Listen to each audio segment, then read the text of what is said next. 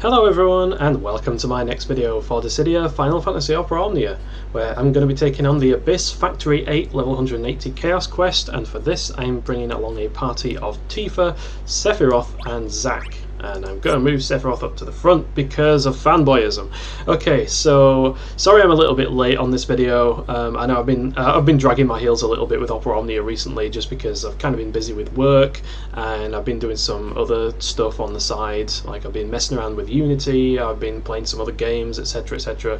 But here I am now, and you know, better late than never, right? So yeah, this is the the fabled Final Fantasy VII Abyss. So this is the new Abyss, right? This is the one that was released not too long ago, and it's basically just going to be a taster of what the full Abyss is going to be like.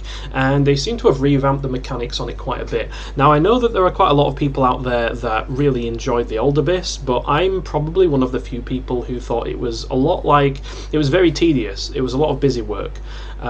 Because you had a load of trash stages that had really arbitrary requirements, like you need to use a yellow crystal and like a fist character or whatever, so you just kind of but you could still use friend characters, right? So realistically you'd probably like spend a lot of time scrounging around in your barracks to find a halfway decent team that met the description, and then you'd pick something like a squall friend and just completely blitz through the stage anyway without really thinking about it. And then you had some like heretic quests which were moderately challenging, except not really. The only challenge was like having a wide enough roster to be able to complete the quests. And yeah, there was a lockout mechanic, and I'm definitely a big fan of heretic lockout mechanics because they reward balanced team building, and you can't just spam the same characters over and over, which is why Dimension's End is actually one of my favorite types of content in the game at the moment, because you can't just use the same characters all the time. You need to be a bit creative.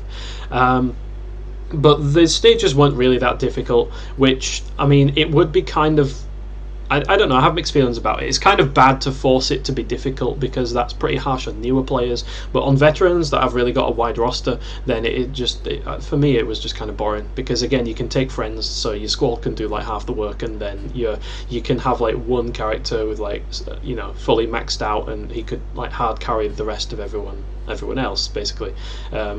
Whereas this, they've changed things up a little bit here, and then you'd have like you'd have the final quest that would unlock after you beat all the heretics, which I think was like a Cosmos difficulty quest, and some of those were pretty legit. You know, I think there was one with like 2 Krakens on the starting wave, and there was like a skeleton and a Noctis armor on the second wave, and there was like an ultimate weapon and a Malboro on the third wave. I played that stage a lot, and actually had quite a lot of fun with it because I got to test out new characters like Alice and Rydia at the time when they got their EX weapons, so I could see how strong they were.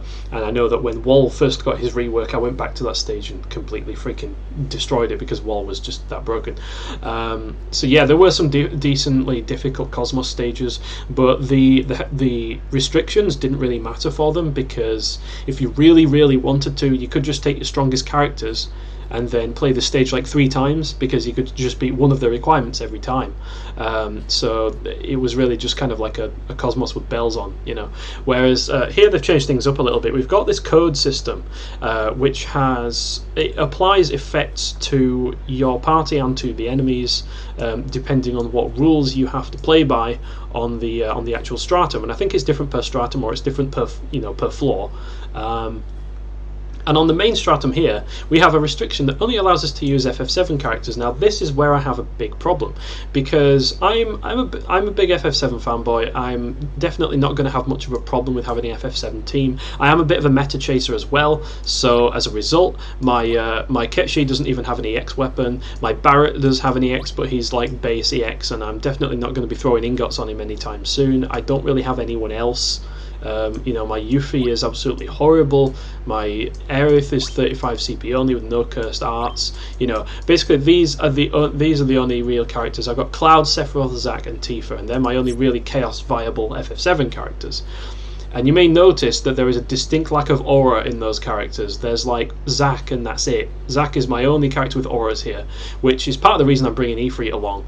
But that's part of the problem I have with this stage, or rather with the FF7 restriction, because it's not very player friendly.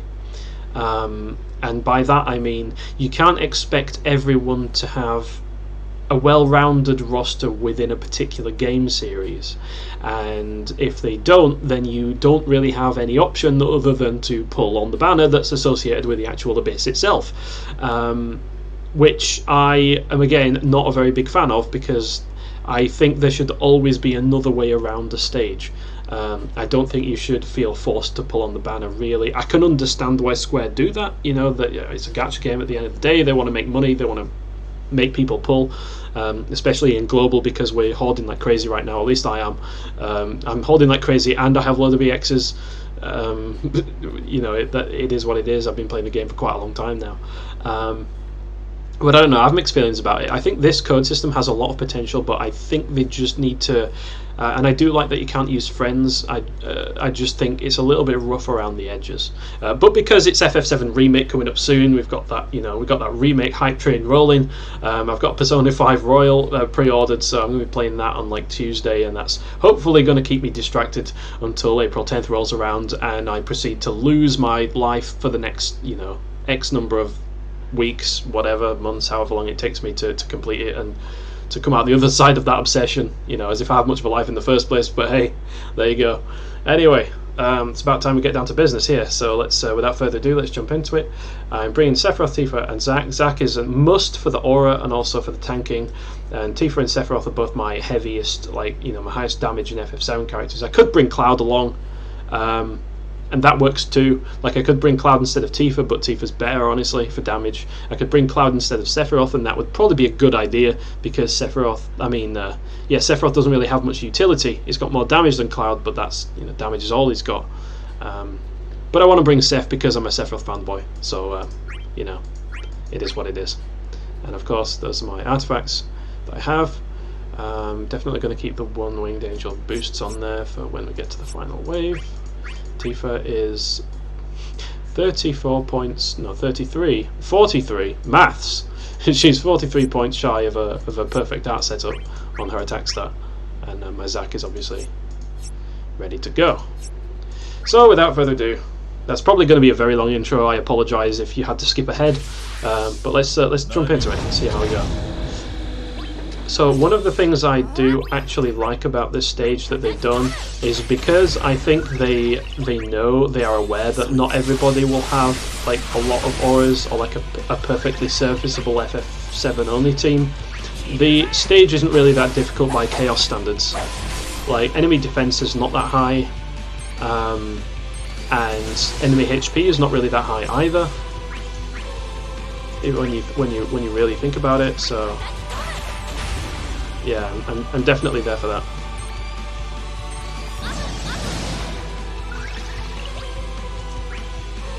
So I'm definitely going to pop an Oct slash on B to get my Genova stacks maxed out. And Zack is of course going to jump in over here. Excellent.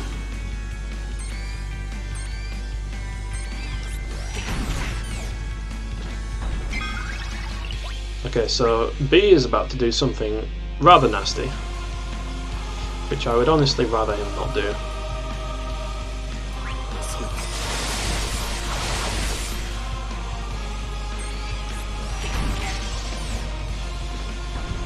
And A is probably going to be doing this the very same nasty thing. So let's use a Dolphin Blow over here.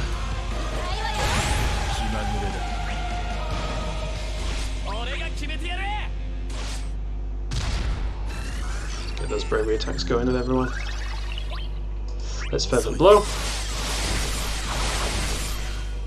Let us use a Rush Assault with Zack, of course. And if we're lucky, we're going to get out of this wave before it uses that attack. This may be a bit of a folly. I don't know if this is a good idea, but I'm going to use this with Tifa, and I'm going to use this. Oh yeah, that'll do it. So that all attack is like, it just throws a bunch of debuffs on everyone. So if you can, you're definitely going to want to kill them before it uses that.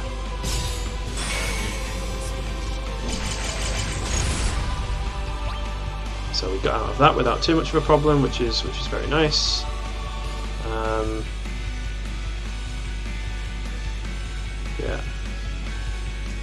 So I'm going to break these guys out of sequence because I want to be able to do a proper launch with Tifa. And I'm definitely going to pop an initial advance because we want to get every little bit of damage that we can, even though neither of the enemies are targeting Zack right now, so he's probably not going to cap out on damage anyway. You can never be too sure.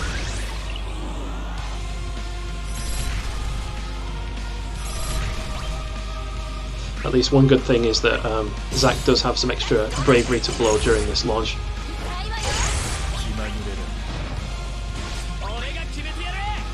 Definitely a good idea to use the bravery attack with Sephiroth because he can use Fervent Blow, of course.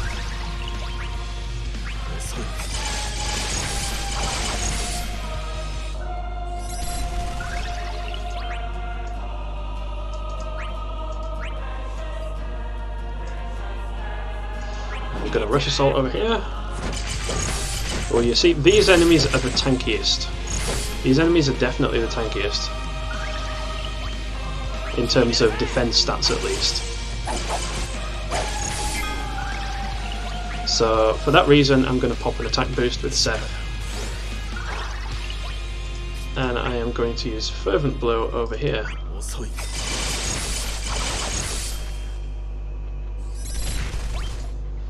Okay.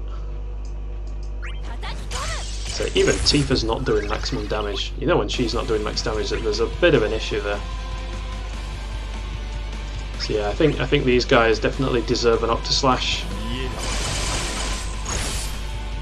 I'm not used to seeing Sephiroth do so little damage with that Octoslash, man. I'm really not.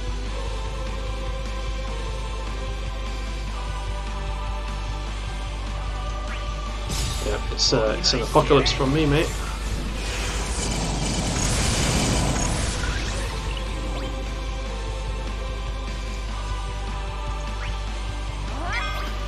Okay, I think I'm going to summon here because I can force the dolphin blow.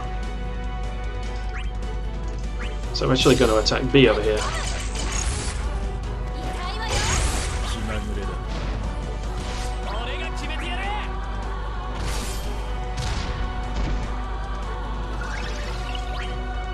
Okay, so that bravery attack with Sephiroth was not the greatest, but we might as well just use Black Materia. He maxes out on damage without a problem there.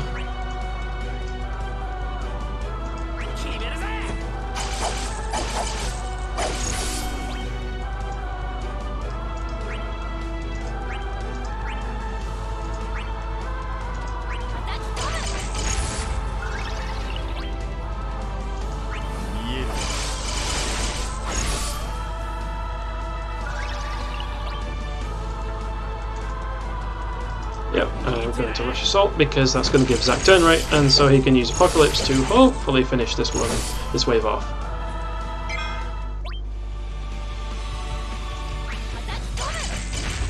Oh, whoops, that was a little bit of a mistake, wasn't it?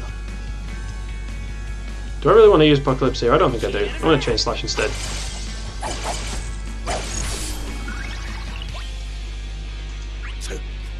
Whatever. And now we're on the last wave, where Zack's passives thankfully have kicked in. So on this wave,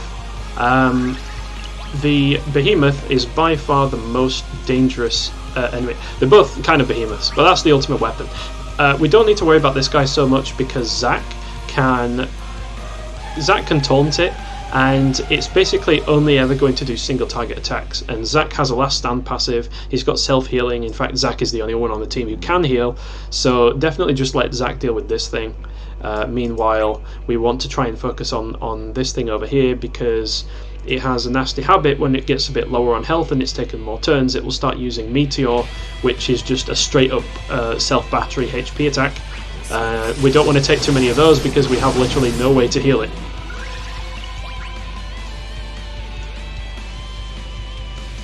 So yeah, even though the enemy's not targeting us, we're still going to use this with Zack. Still does a respectable amount of damage even then.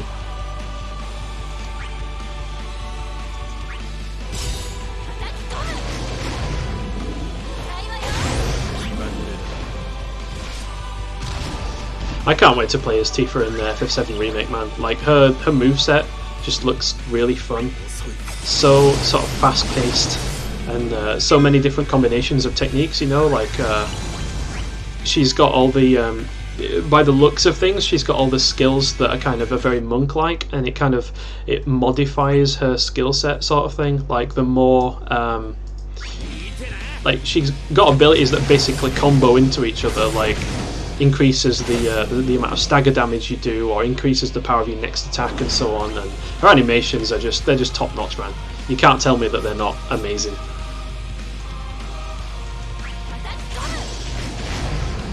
So let's make sure we break these guys in order. Definitely want to try and avoid using any bravery attacks on this guy over here when he is charging up, because of his buffs, which he gives himself damage resist. If you've got Cloud, obviously, then you can kind of deal with that without really giving much of a shit, but we don't, so... Unfortunately, he is going to attack Zack, and he is going to HP attack Zack. He does a full power rush if he's not broken, so I'm just going to have to do this so we don't end up taking too much damage.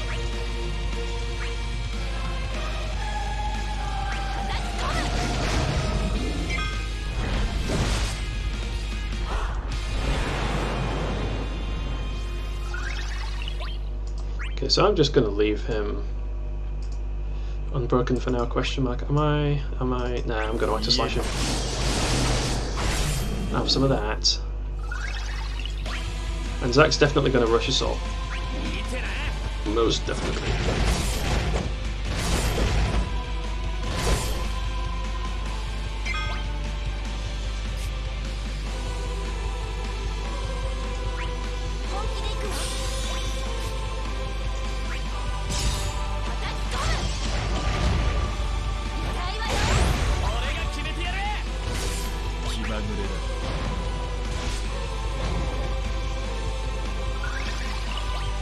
There we go. So let's initial advance with Zack.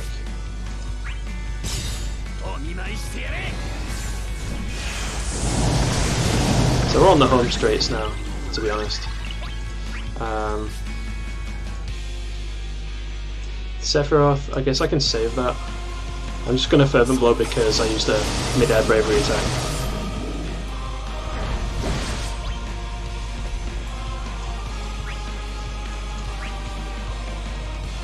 So I definitely want to get A out of the way at this point, because it uses these scary lightning lash attacks, and among other things.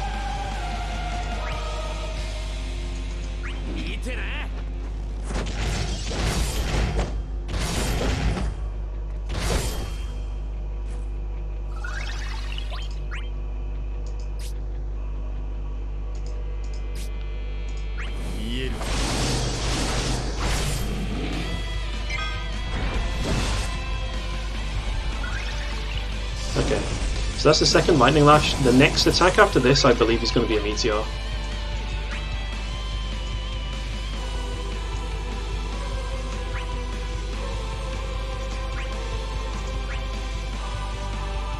So I'm going to hit him with a chain slash just to get a bit of a better turn order going on. Tifa is definitely going to get the dolphin blow going.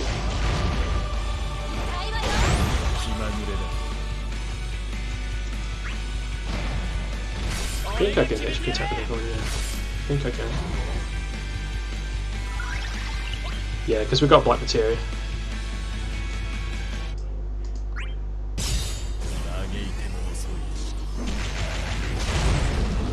So no scary meteor for us. Meanwhile, Zack can use Apocalypse, Sephiroth can use another Octa Slash, and then yeah, this is good. Let's use attack boost up.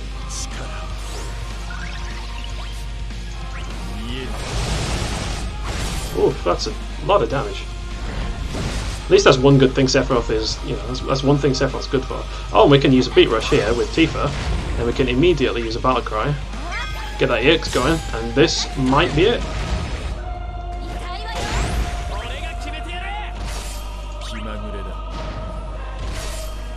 Whoa. There we go. 49 turns. I think that's the best one I've had yet, to be honest. Maybe Sephiroth is a better choice than Cloud. He's got so much raw power. Wow, almost a maximum score. I did not expect that. Okay, well, that's going to be my video for the Abyss. Again, sorry, I know it's a bit of a late upload, but better late than never, that's why I always say.